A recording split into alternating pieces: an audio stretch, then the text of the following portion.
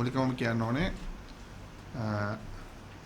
අපි අද අධිකරු ජනාධිපතිතුමා මුණ ගැහෙන්නේ සමස්ත විශ්වවිද්‍යාල පද්ධතියේ අකර්මණ්‍යතාවයක් සිද්ධ කරලා ඒ සමස්ත පද්ධතිය ඉගෙන ගත යුතු දරුවෝ ඒ අධ්‍යාපන කටයුතුකින් ඉවත් වෙලා සරසවි ආචාර්යවරු පීඨාධිපතිවරු සියලුම විද්වත් පිරිස් රටේ රෝගී ජනතාව වෙනුවෙන් තමන්ගේ යුතුයකම ඉෂ්ට කරන්න පක්ෂ ભેදයකින් පාට ભેදයකින් තොරව එකවන්ව එකතු වෙමින් සිටින අවස්ථාවක සහ ඒ තුල රට තුල සහ ශිෂ්‍යයින් තුල ඊට විශාල ව්‍යසනයකට පාර හැදෙමින් ඒ කරා යොමු වෙමින් සහ ඒ අවශ්‍ය කරන කටයුතු සිද්ධ වෙමින් පවතින අපසරියක. එතකොට මම හිතන්නේ සෞඛ්‍ය අමාත්‍යවරයා හැටියට ඉන්නකොටත් දැනට ජනාධිපතිවරයා හැටියට ඉන්නකොටත් එතුමාට මේ රට තුළ සිද්ධ වෙන ජනතාවගේ වෙනස්කම එහෙම නැත්නම් ජනතාවගේ අදහස එතුමා ඊට හොඳින් දැක්කගෙන කාරණේ තමයි අපිට සාකච්ඡාව තුළදී තේරුනේ. එතුමා ඊට පැහැදිලිව කිව්වා මේ කාරණේ සම්බන්ධයෙන් විශ්වවිද්‍යාල ශිෂ්‍යයින් පාරට පැමිණීම එහෙම නැත්නම් මේ පැමිණීමට සිද්ධ කිරීමම එතුමා ඊටාම කනගාටු වෙන කාරණයක් කියලා. මොකද මේ දරුවන්ට ඇහුම්කන් දෙන්න කෙනෙක් නොමැති වීම එතුමා දැඩි ලෙස කනගාටුවට ලක් වුණා. ඒ අනුව එතුමා කිව්වා රජයේ වෛද්‍ය නිලධාරීන්ගේ සංගමයේ මේකේ පෙරමුණේගෙන ඉන්න පෙරමුණේ සිට කටයුතු කරන සංගමයක් හැටියටත් ඊට සහාය දෙමින් සහ ඊට සමගාමීව කටයුතු කරන මේ ශිෂ්‍යයින්ට ඇහුම්කන් දිය යුතු බවත් ඔවුන් සාකච්ඡාවට කැඳවන බවත් එතුමා අපිත් සමග පොරොන්දු වුණා. මම හිතන්නේ ඒකම මේ අවස්ථාවේදී විශාල සාධනීය තත්ත්වයක්.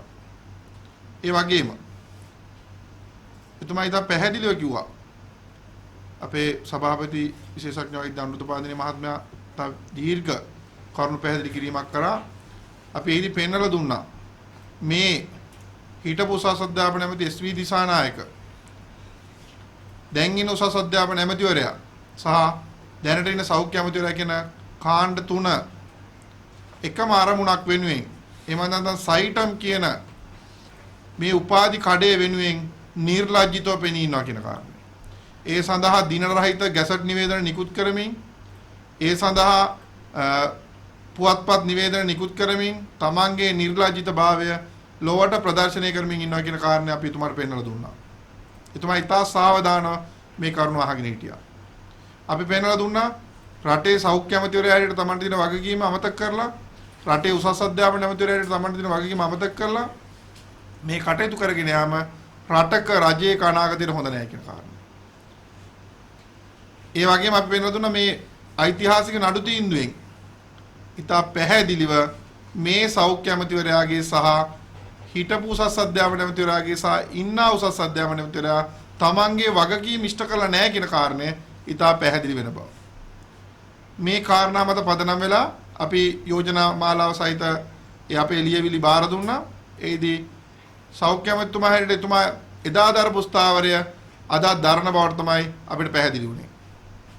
අපි තා පැහැදිලිව එතුමාට කිව්වා මේ සියලුම පාර්ශ්ව ගෙන්නලා මේ සියලුම පාර්ශ්වවල අහුම්කම් දීලා මේ සියලුම පාර්ශ්වවල අදහස් විමසීමක් කමිටුවක් කරලා මේ ප්‍රශ්නයට ස්ථිරසාර විසඳුමක් රෝගී ජනතාවගේ අයිතිවාසිකම් සුරැකෙන සෞඛ්‍ය අධ්‍යාපනයේ වෛද්‍ය අධ්‍යාපනයේ ප්‍රමිතිය සුරැකෙන වෛද්‍ය සභාවේ ගෞරවනීයත්වය ඒ රෝගී ජනතාවට මෙතෙක් කල් ලබා දුන්නේ ගුණාත්මක සෞඛ්‍ය සේවය සුරැකෙන පරිදි ඒ අවශ්‍ය කරන තීරණ ගන්න බව එතුමා කිව්වා. ඒ සඳහා කරන කමිටුවක් පත් කරලා ඒ කමිටුවට සියලුම පාර්ශ්වවල අදහස් ලිඛිතව බාර දීලා ඒ තීරණ ගන්න බව කිව්වා. ඒතර අපේ ඉල්ලීමක් වුණා එතුමා 2014 දී සෞඛ්‍ය අමාත්‍යවරයා ඉඳද්දී කරන ලද දැනුම් දීම ඒ ආකාරයෙන්ම බල ගන්නවලා ඒ කියන්නේ මේ ආයතනයේ ශිෂ්‍යයන් බඳවා ගැනීම වහම නතර කරලා ඉදිරි කටයුතු කරන්න කියලා ඒ සම්බන්ධයෙන් එතුමා සාධනීය තීන්දුවක් ගන්න බවට අපිට විශ්වාසයක් තියෙනවා.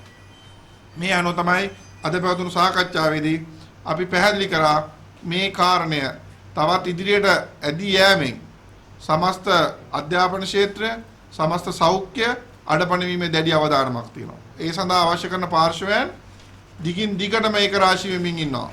සමහර ස්ථානවල රජයේ වෛද්‍ය නායක සංගමයේ උද්ඝෝෂණ ව්‍යාපාර ආරම්භ කරනකොට ඒකට සමස්ත රෝහල් කාර්ය මණ්ඩල සම්බන්ධ වෙමින් ඉන්නවා. ඔය මුදලට විකුණුණු කීප දෙනෙක් කරුණාම සමස්ත වෘත්තීය සංගම් මේ අවස්ථාවේ දෙකට එකතු වෙලා තියෙනවා.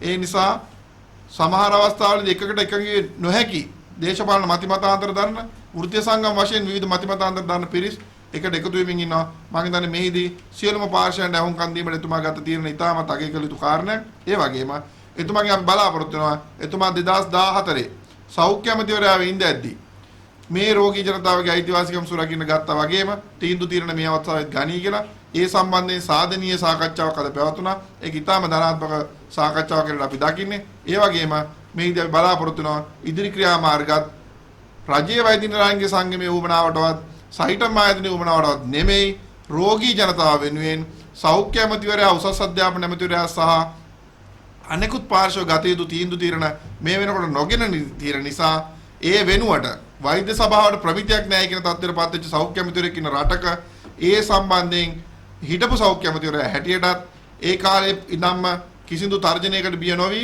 කිසිදුම පාර්ශ්වයකට බලපෑමකට යටත් නොවි වැඩ කරපු පුද්ගලෙක් හැටියට මේ අවස්ථාවේදී අපි බලාපොරොත්තු වෙනවා සමස්ත රෝගී ජනතාවගේ සමස්ත ජනතාවගේ සෞඛ්‍ය සම්පන්න ජීවිතයක් ගත කරන්න තියෙන අයිතිය එහෙම නැත්නම් ජීවත් වෙන්න තියෙන අයිතිය ගැන ගරු කරලා එතුමා මේ තීන්දුව తీරන ගනී කියලා ඒ සම්බන්ධයෙන් යම් කමිටුවක් පත් කරොත් ඒකට සහභාගී වෙන රජයේ වෛද්‍ය නායක සංගමයේ තීරණය කළා තිනවා.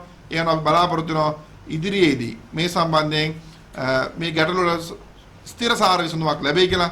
ඒ වෙනතුරු අර කලින් පැවසුනා වගේ රජයේ වෛද්‍ය නායක සංගමයේ රට පුරා කරගෙන යන දැනුවත් කිරීම, සංවිධානය කිරීම, ඒ අවශ්‍ය කරන කටයුතු සිදු කරමින් තියෙනවා. ඒ සම්බන්ධයෙන් කිසිදු ආකාරයක ඉල්ලීමක් ජනාධිපතිතුමා කරේ නැහැ මේ කාරණා නවත්තන්න කියලා.